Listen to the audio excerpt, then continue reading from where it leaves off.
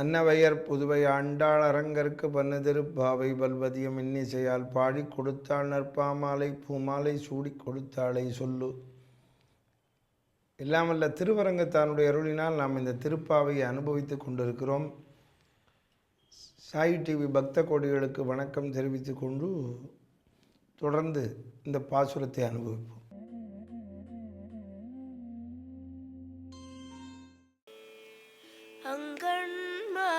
ஞாலத்து அரச அபிமான அங்கண்மா ஞாலத்து அரச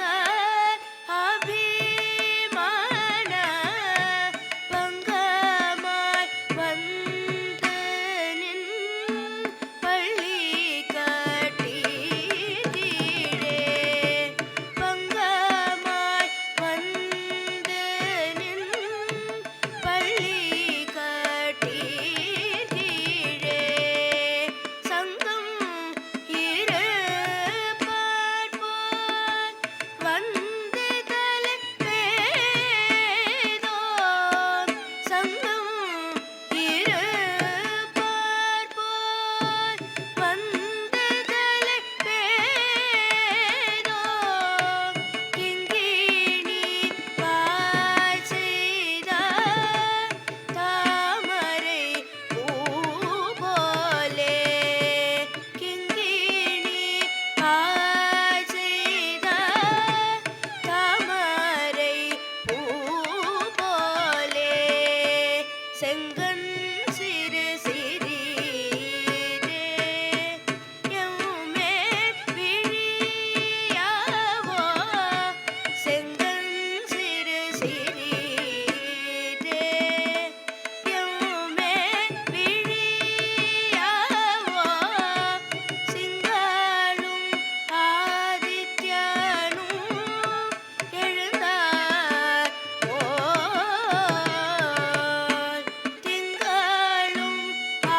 பங்கமாய் வந்து நின் பள்ளி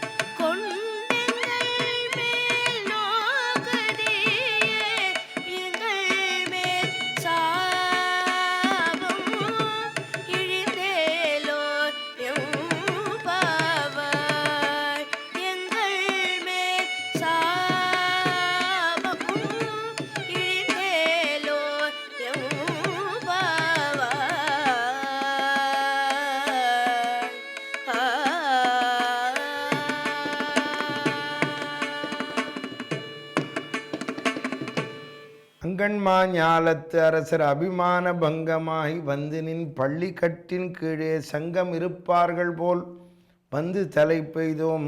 கிங்கிணி வாய் செய்த தாமரை பூ போலே செங்கண் சிறு சிறிதே எம்மேல் விழியாவோ. சிங்களும் ஆதித்யனும் எழுந்தாற்போல் அங்கண் இரண்டும் கொண்டு எங்கள் மேல் நோக்குதியேல். எங்கள் மேல் சாபம் இழிந்தேலோர் எம்பாவாய். எங்கள் மேல் இருக்கக்கூடிய சாபத்தை, எங்களிடம் உள்ள துக்கம் அழிந்துவிடும் உன்னுடைய கருணை கண்பட்டால். அங்கண்மா ஞாலம், அம் என்ற அழகை சொல்லுகிறது, கண் என்று பரப்பை உலகை சொல்லுகிறது. போக்கியங்களும் போகஸ்தானங்களும் மா என்றதனால் போக உபகரணங்களுமாக சொல்லப்படுகிறது. ஞாலத்து அரசர், ஒவ்வொரு மூலையிலே அரசாட்சி செய்பவன், தன்னை போல் இல்லை, ஒரு மூலைக்கு அதிபதியாக இருப்பவன். பூமி முழுவதற்கும் அதிபதிகள் அன்றோ இவர்கள் தங்களை நினைத்திருப்பது. ஒரு மூலையிலே பதவியில் இருப்பவன், ஆமாம் கவுன்சிலராக இருப்பான். நான் தன்னை பிரதம மந்திரி போல் நினைத்து கொள்பவன் இருக்கிறான். எம்எல்ஏவாக இருப்பான், முதல் மந்திரியை போல் நினைப்பான். இப்படி அவர்கள் நிலை. நாம் என்ன நினைப்போம்? பக்தர்களாகிய நாம் இந்த பக்தனாகி விட்டோம், அந்த பக்தனாகி விட்டோம், பிரகலாதனை போல் பக்தி செலுத்துகிறோம் என்றெல்லாம் எண்ணுகிறோம். அல்ல, ஒவ்வொருவரிடத்திலும் ஒரு கர்வம் இருக்கிறது, அது தொலைந்து போக வேண்டும். பூமியில் ஒரு கோணத்தில் 100ல் 1 பாகத்தை ரட்சிப்பவன் அடக்க முடியாத கர்வத்தினால் கலங்கி கொண்டிருக்கிறார்கள். ஒவ்வொருவருக்கும் ஒரு பதவி வந்த உடனே கர்வம் வந்து விடுகிறது. கொஞ்சம் யோசிக்கவில்லை. நாம் ஒரு பதவியில் இருக்கிறோம், நம்மை விட ஒருவன் உயர்ந்தவன் இருக்கிறானே என்று எண்ணுவதில்லை. அல்லது நம்மை விட கீழே இருப்பவன் நாளை நம்மிலும் உயர்ந்த பதவிக்கு வந்து விடலாமே என்று எண்ணவில்லை. நம்மை காட்டிலும் உயர்ந்த ஸ்திதிக்கு ஒருவன் வரவேண்டும் என்றும் எண்ணவில்லை. மற்றொரு கருத்து, நாம் கீழே போய்விடாமல் இருக்க வேண்டுமே என்றும் எண்ணவில்லை. அதைத்தான் இங்கே சொல்லுகிறார்கள். பிரம்மாதி தேவர்கள் போன்றவர்களே பல பிறவிகள் எடுத்து பகவானாகிய உன்னை அடைய வேண்டிய நிலை வந்தது. நமக்கு என்ன சொல்லுகிறார்கள்? இந்த ஒரு பிறவியே போதுமே பகவானை உணர்வதற்கு என்று சொல்லுகிறார். அபிமான பங்கமாய் அந்த அகங்காரம் அழிய பெற்றோம். இந்த ரொம்ப பேர் நினச்சிட்டுக்கா எந்த பதவி வந்தாலும் நமக்கு பாபம் வரும். ஆமாம், நீங்கள் ஒருவன் எந்த பதவியை உலகத்தில் படைத்தாலும் சாஸ்திரத்திலே சொல்லுகிறது 10 தாசி பெண்ணினுடைய பாவம் அவன் ஒரு பகுதியை ஆளக்கூடிய அந்த அரசன் சுமக்கிறான். அந்த காலத்தில் அரசன் ஒரு சாதாரண ராஜா, சிற்றரசன். இந்த காலத்தில் உங்களுக்கு புரிகிறாப்பில் சொல்லணும்னா கவுன்சிலர், சேர்மன், எம்எல்ஏ, எம்பி, இப்படி ஒரு வித்தியாசம் இருக்குது. இவாளுக்கெல்லாம் பாவம் வருமாம். இவா நினச்சி கொண்டிருக்கா இந்த பதவியில் வந்துவிட்டதுனால சௌக்கியமாக இருப்போம்னு. ஒவ்வொருத்தர் செய்கிற பாவம் அவளை போய் சேருமாம். எப்படி நீங்கள் கேட்பீர்கள்? ஏது இப்படி இந்த கஷ்டம் வந்தது, இதற்கு யார் காரணம் என்றெல்லாம் ஆராய்ச்சி பண்ணி பார்த்தால் இவர்கள்தான் காரணம் என்று வரும். அதனால்தான் சொல்லுகிறார்கள், ஞானிகளால் அறிவிக்கப்பட்டபடி ராஜ்யபாரத்தில் வெறுப்புண்டவன் காட்டுக்கு போவது வழக்கம் உண்டே. நின்ன பள்ளிக்கட்டின் கீழ் ஒவ்வொரு அரசர்களும் சில அரசர்களோடு தோற்பது உண்டாயின் அங்கன்மா ஞாலத்து அரசர் உன்னுடைய பள்ளிக்கட்டின் கீழ் அவர்கள் வந்திருக்கிறார்கள். ஆமாம், சங்கம் இருப்பார். ராஜ்யங்களை திருப்பி கொடுத்து மறுபடியும் போய் அரசாளுங்கள் என்று சொன்னாலும் வேண்டாம் என்று மறுத்து உன் திருவடியின் கீழே வந்திருக்கிறார்கள். தலைப்பைய அவர்கள் நாங்களும் எங்களுடைய ஸ்திரீ அபிமானத்தையும் பந்துக்களுடைய வார்த்தைகளையும் மற்றும் உள்ள போகங்களையும் விட்டு வந்து அடைந்திருக்கிறோம். நாங்கள் எல்லாவற்றையும் துறந்து விரதம் இருந்து வந்திருக்கிறோம். நெய் உண்ணோம், பால் உண்ணோம், நாட்காலே நீராடி செய்யாதன செய்யோம், தீக்குறளை சென்றோதோம் என்று நாங்கள் சன்மார்க்கத்திலே இருந்து கொண்டு உன்னை அடைவதற்கு வந்திருக்கிறோம். அதை நீ உணர வேண்டும். அதைத்தான் இங்கே சொல்லுகிறார்கள். வந்து தலை பெய்தோம், இவ்வளவு அபிமானத்தோடு வந்திருக்கிறோம். அந்த ராஜாக்கள் உன் அம்புக்கு தோற்றவர்கள், நாங்கள் உன் அழகுக்கு தோற்றவர்கள். உன் அன்பாகிய அழகு, அழகாகிய அன்பு. அவர்கள் அம்புக்கு தோற்றவர்கள், நாங்கள் அன்புக்கு தோற்றவர்கள். இந்த ஒரே எழுத்துத்தான் மாறியது. நாங்கள் முன்னிருந்த அபிமானத்தை பார்த்தால் எங்களுக்கு ஒரு வாசி இல்லை. வந்து தலை பெய்தோம். இவ்வளவு அபிமானத்தை உடையவராய் போந்த நாங்கள் உன்னிடத்திலே வந்திருக்கிறோம். நாங்கள் பண்ணிய சுகிருதம் ஒன்றையும் காண்கின்றோம். வந்து தலை பெய்தோம். நாங்கள் வரக்கூடியவர்களா? நாட்டில் பிறந்து படாதனப்பட்ட உன்னால் இதுவரையில் அடைய பெறாத நாங்களன்றோ இன்று வந்திருக்கிறோம்.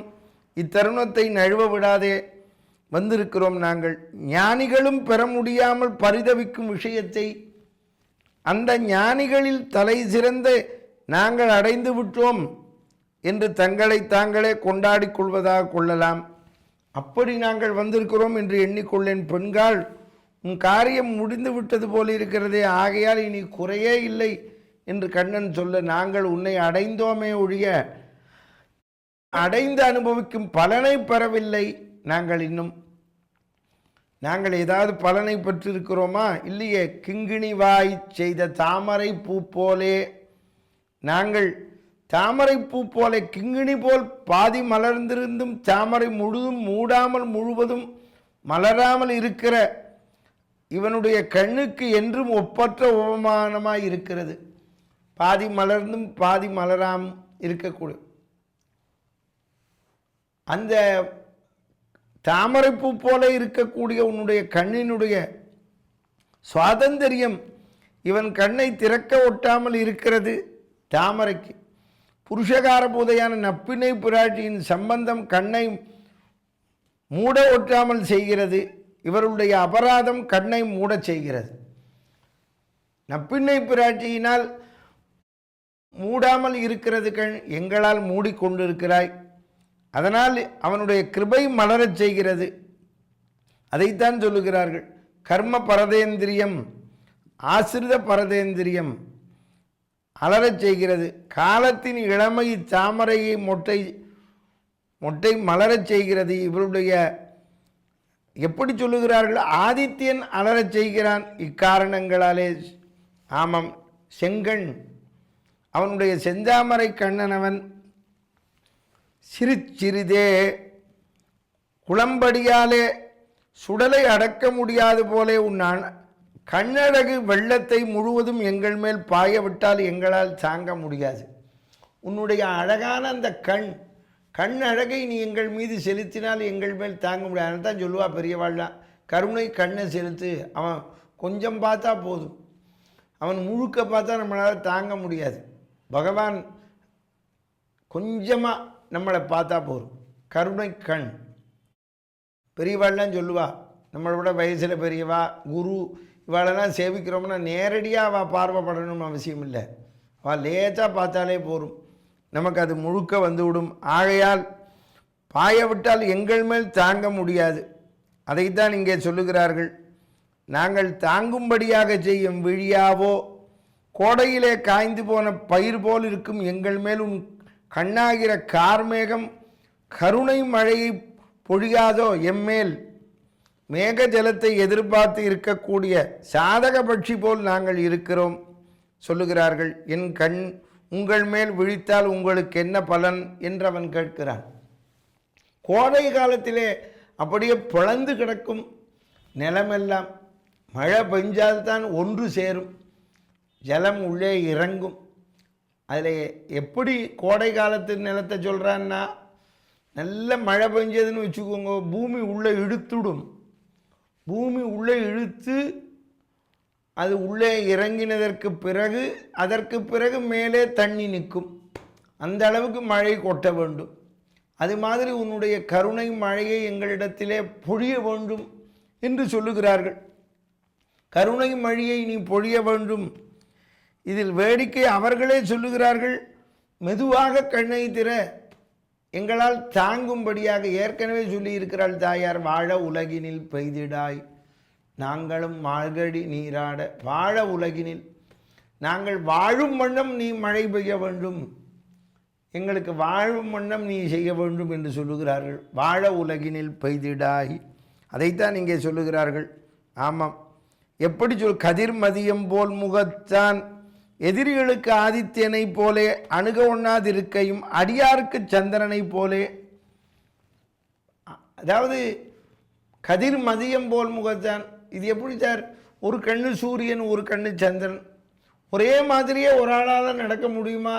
சூரியனுடைய கண்ணை கொடுத்து விரோதிகளை தகிப்பதும் சந்திரனுடைய கண்ணை காட்டி குளுமைப்படுத்துவதும் அது உண்டு. அதைத்தான் சொன்னால், ஏறார்ந்த கண்ணி யசோதை இளஞ்சிங்கம் கதிர் மதியம் போல் முகத்தான். இப்போ நம்ம வீட்டிலையே பார்ப்போம், நம்ம அம்மா இருப்பா, பக்கத்தாது மாமி வந்து உட்காந்து பேசுவா, சோஃபாவில் பேசின்னு இருப்பா. நம்ம என்ன பண்ணுவோம், நைஸாக சின்ன பையனாக இருக்கிற போது 5 வயசு 7 வயசுன்னு இருக்கிற போது இப்படி அம்மாவுக்கு தெரியாமல் அப்படி சமயக்கட்டில் போய் என்ன இருக்குது, பட்சணம் இருக்குது, சாப்பிடுவோம்னு போவோம். போகிற போது நம்ம அம்மா பார்த்துருவா நம்மளை அங்கே எடுக்கிறத. அப்போ இங்கேருந்து நம்ம அம்மா சோஃபாவில் இருக்கிற நம்ம அம்மா நம்மளை பார்த்து ஒரு முறைப்பா பார்ப்பாங்க, இது அப்படி பார்த்து என்று சொல்லுவார்கள். இங்கே திரும்பி இந்த மாமியோட பேசுவா, நீங்கள் சொல்லுங்க, அப்புறம் உங்கள் பொண்ணு ஃபோன் பண்ணுறா அப்படிம்பா. இப்படி திரும்பி பார்ப்பா கூடாது, திரும்பி இந்த பக்கம் அந்த மாமி பார்த்து சௌக்கியமாக இருக்கிற பேரம் பேச்சிலாம் அப்படிம்பா. அந்த முகம் எப்படி மாறுகிறது? ஒரு சாதாரண ஒரு தாய்க்கே இப்படி மாறுகிறது என்றால் உலகத்திற்கே தாயாக இருக்கக்கூடிய பகவான் இப்படித்தான் செய்கிறான். துஷ்டத்தனம் செய்பவர்களை கண்டிக்கிறான், தண்டிக்க வேண்டியவர்களை தண்டிக்கிறான், பக்தாளை இப்படி ரட்சிக்கிறான். ஆக இரண்டுமே ஒரு தாயை நடத்துவதனால்தான் தாய் போல் நடத்துகிறான் அவன் இந்த உலகத்தை. அதைத்தான் இங்கே சொல்லுகிறாள். சந்திரன் போல் சூரியனுடைய ஒளி கற்று, ஆமாம், சந்திரனைப் போலே இந்த இடத்திலே சொல்லுகிறார்கள். அப்படி நினைத்து கொண்டிருக்க பகவானுடைய கண்களில் ஒரு பெரிய தேஜஸ் உண்டாயிற்று. வலது கண் நெருப்பை போல் விளங்கிற்று, இடது கண் பனியை போல். அதுதான் சூரிய சந்திராள் என்று சொல்லுகிறது. திங்களும் ஆதித்யனும் பகவானுடைய கண்களிலிருந்து பிறந்தது அது. ஆமாம், பகவானுடைய மனமாகிய கண். அதனால்தான் தெரிந்து கொள்ள வேண்டும், இந்த சூரிய சந்திராளை படைத்ததே அவன்தான். சந்திரமா மனசோ ஜாதகா சற்று சூரியோ அஜாயதே அப்படின்னு சொல்கிறது. சந்திரன் அவன் மனதிலிருந்து பிறந்தான். அதனால்தான் ஜோதிஷத்திலே சொல்லுவார்கள் சந்திரனை மனோகாரகன் என்று. மனதை ஸ்திதியாக வைத்திருப்போனா, சஞ்சலத்தை கொடுப்போனா, அவன் தன் ஜாதகத்தில் சந்திரன் எங்கே இருக்கணும் இப்படிலாம் வைத்திருக்கிறார்கள். ஆமாம், 3ல் சந்திரன் இருந்தால் ஒருத்தனுக்கு லக்னத்திலேருந்து சஞ்சல புத்தி உள்ளவன் என்று சொல்லுகிறது. 6ல் சந்திரன் இருந்தால் அவன் திருட புத்தி உள்ளவன் என்று இப்படியெல்லாம் வியாக்கியானங்கள் வருவது காரணம். சந்திரனை மனதை வைத்து சொல்வதற்கு காரணம் என்ன காரணம் என்று தெரிந்து கொள்ளுங்கள். மனம், அந்த மனம் இருக்கிறதே சந்திரனை வைத்துத்தான் அமையும் என்று ஜோதிடர்கள் சொல்வதே. அதனால்தான் சந்திரமா மனசோ ஜாதகா. ஜாதன நகர்றதுன்னு அர்த்தம். அந்த ஜோதிடத்திலே அவர்கள் சொல்லுவது, ஆமாம், அவனுக்கு எதிரில் இருக்கக்கூடிய அந்த கண்ணிலிருந்து தோன்றியவன் ராகு கேதுக்களால் மறைக்கப்படுவதால் குறைந்து வளர்ந்து காண்கிறது. களங்கத்தை உடைய அந்த சூரிய சந்திரால் அம்கண். அதைத்தான் இங்கே சொல்வது. திங்களும் ஆதித்யனும் எழுந்தாற்போல் கிங்கிணிவாய் செய்த தாமரை பூ போலே, ஒரே காலத்தில் எழுந்து பாதியும் மூடியும் இருக்கக்கூடியது போலே என்று சொல்லுகிறார்கள்.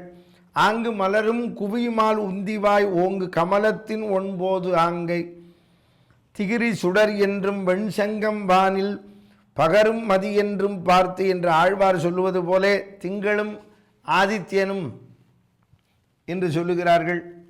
ஒரே கண் 2 விதமாக ஆகுமோ எனில் முடியும். நரசிம்மாவதார காலத்திலே சீற்றத்தோடு அருள் பெற்றவன். ஆமாம், சீற்றமாய் வந்தான் நரசிம்மாவதாரத்தில் இரண்யகசிபுவை சம்ஹாரம் செய்ய. அவன் அவ்வளவு சிங்கம் கோபமாக வந்தது. ஆனால் கோபமாக வந்த சிங்கம் இரண்யனை சம்ஹாரம் செய்தது. பிரகலாதனுக்கு அருள் பாலித்தது அதே சிங்கம்தான். அது எப்படி அப்படின்னா, சிங்கம் யானையோடு சண்டை போடும், யானையோடு சண்டை போட்டு கோபத்தை காட்டும். ஆனால் தன்னுடைய குட்டி தன்னோட குட்டிக்கு பால் கொடுக்கும். சிங்கத்தை கண்டு எல்லாம் பயப்படும். குட்டி பயப்படுமோ? பயப்படாது. அந்த தாயார் மேலே விழும், விளையாடும், பாலை குடிக்கும். இதைத்தான் வியாக்கியானத்தில் எடுத்தார்கள். சிம்மம் ஆனையோடு பொறா நின்னாலும் குட்டிக்கு முலை கொடுக்குமா போலே இன்னும் பற்ற அருளி செய்கிறார்.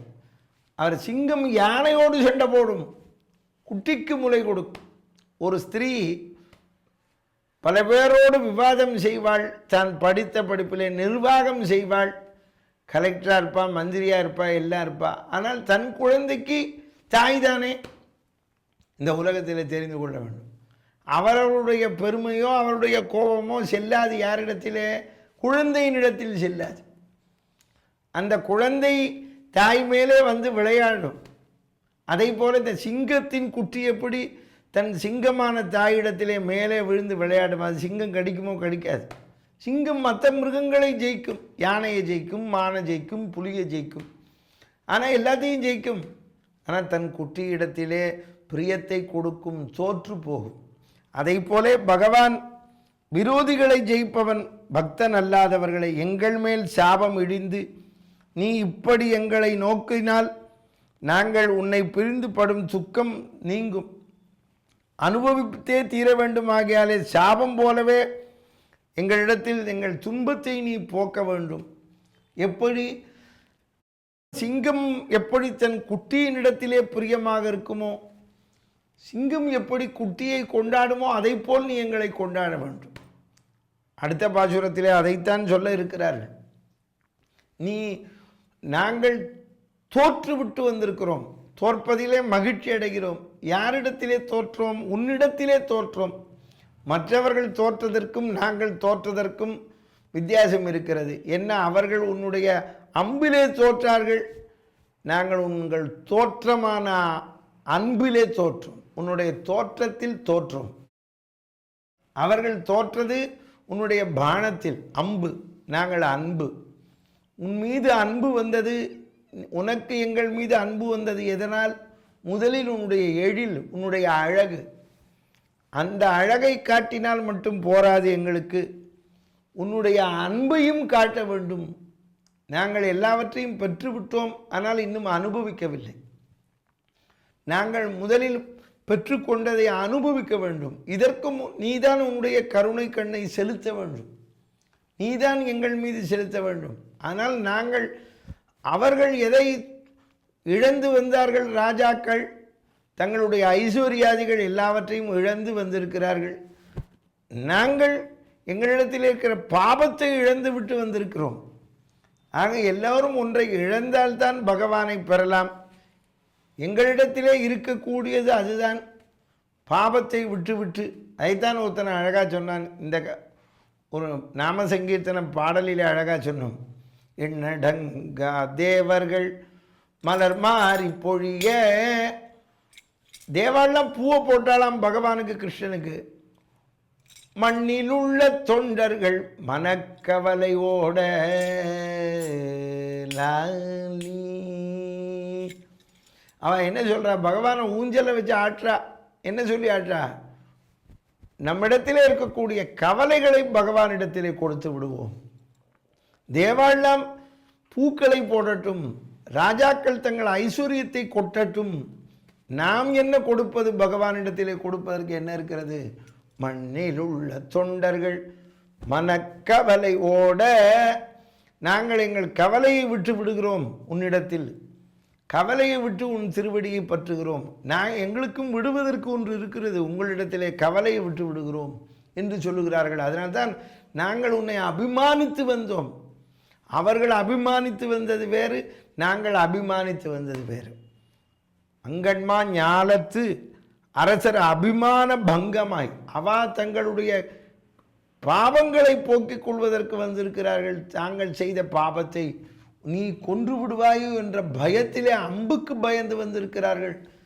நாங்கள் அன்புக்கு கட்டுப்பட்டு வந்திருக்கிறோம்.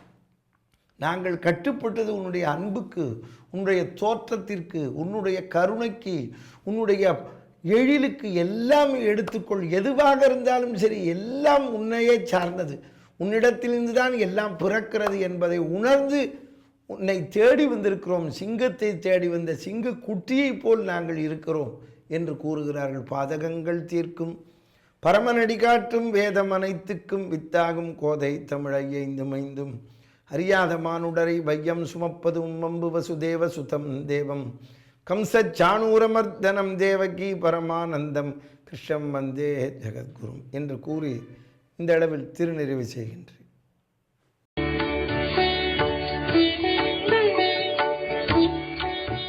தமிழில் முதல் பக்தி சேனல் சாய் டிவி.